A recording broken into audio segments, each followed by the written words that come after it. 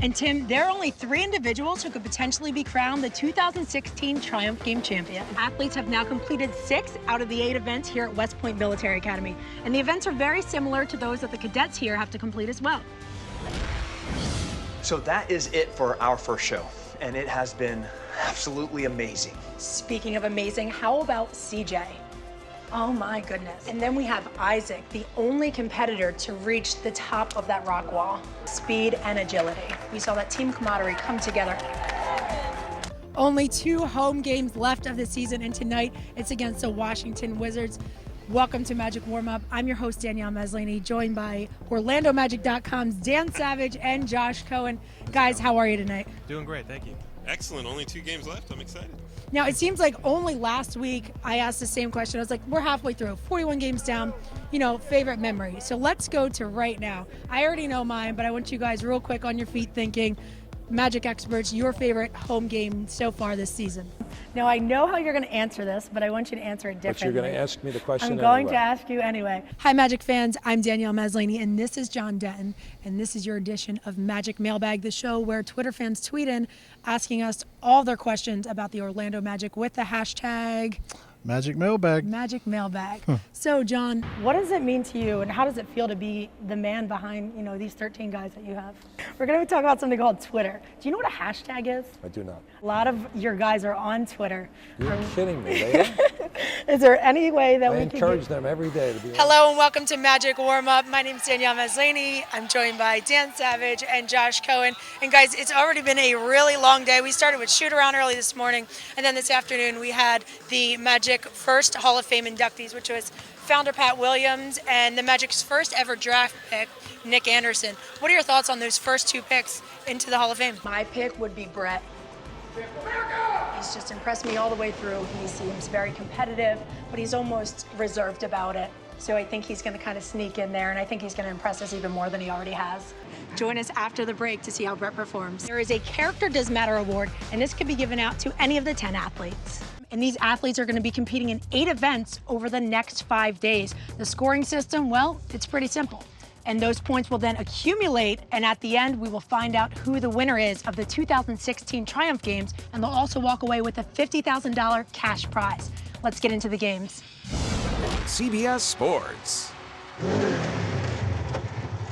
Up next is a Terra Cross event. I'm super excited. Hey, Tim, how you feeling? Honestly, I fear for my life. And sitting just 1 point behind him in second place is Mike Gallardo. Fresh off a win, he's been consistent this entire way through. And that concludes the 2016 Triumph Games.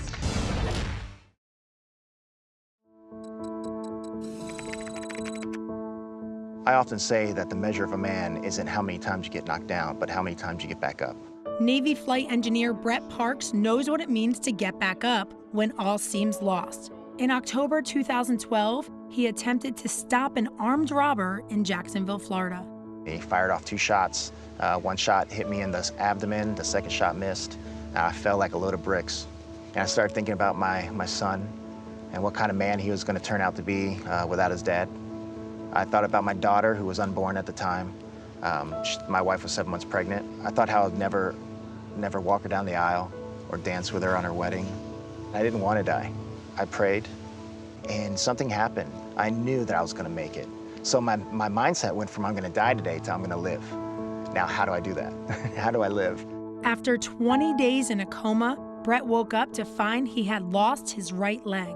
I could have just been like, that's it. My life's over. And I could have just stayed in bed and rolled over and died. I could have done that, but I got back up. He certainly did. Brett started competing in adaptive sports, and it didn't take long until he was winning medals in swimming and sitting volleyball at the Invictus and Warrior Games. I went to college on a track scholarship, and I always had dreams and aspirations of running for the Olympics one day. But in May 2009, CJ's Olympic dreams were shattered. While serving in Iraq with the Army National Guard, his truck was hit by an IED. From the moment of the blast, I thought about my family first. I thought about my wife and my 2 sons at the time. And then eventually my track career did pop into my head. I'm thinking to myself, I'm about to lose my leg, but then I'm like, maybe I can do the Paralympics if this doesn't work out. CJ's leg wasn't amputated, but he was severely wounded. losing the fingers on his right hand and part of his right leg. It was difficult at first coming home with the injuries, not wanting people to stare, not wanting people to look at me.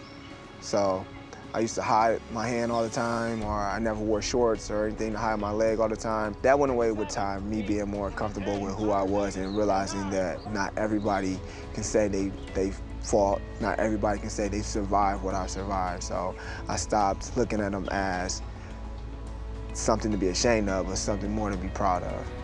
He began bodybuilding as a way to build up that confidence. I just started back trying to push myself beyond what anybody expected I could do. Anything the doctors told me I couldn't do, I tried to prove that I could do it. He's recently become the first amputee to turn pro. CJ is confident he has what it takes to lift the Triumph Games trophy.